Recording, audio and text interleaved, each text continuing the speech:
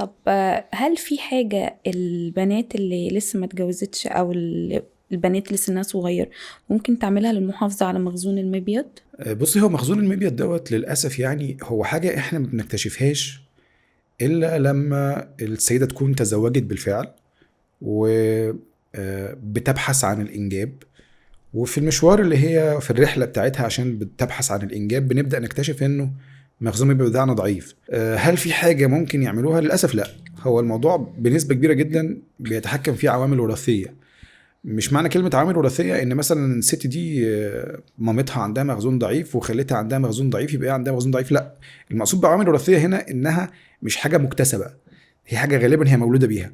يعني نلاقي واحدة عندها 45 سنة وعندها مخزون قوي جدا، ونلاقي واحدة عندها 20 سنة وعندها مخزون ضعيف جدا.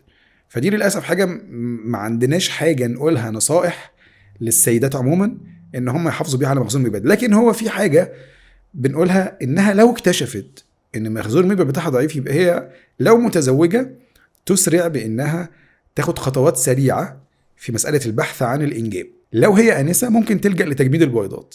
يعني هي مثلا دلوقتي انسه وعندها 30 سنه ولسه قدامها على الجواز 3 4 سنين، فهي خلال ال 3 4 سنين دول ممكن تفقد المخزون نهائي. في الحاله دي احنا بنجهزها ونسحب لها بويضات ويبقى عندنا بويضات مجمده لما تتجوز بالسلامه نقدر نستخدم البويضات دي علشان نستخدمها في الحقن المجهري ان شاء الله.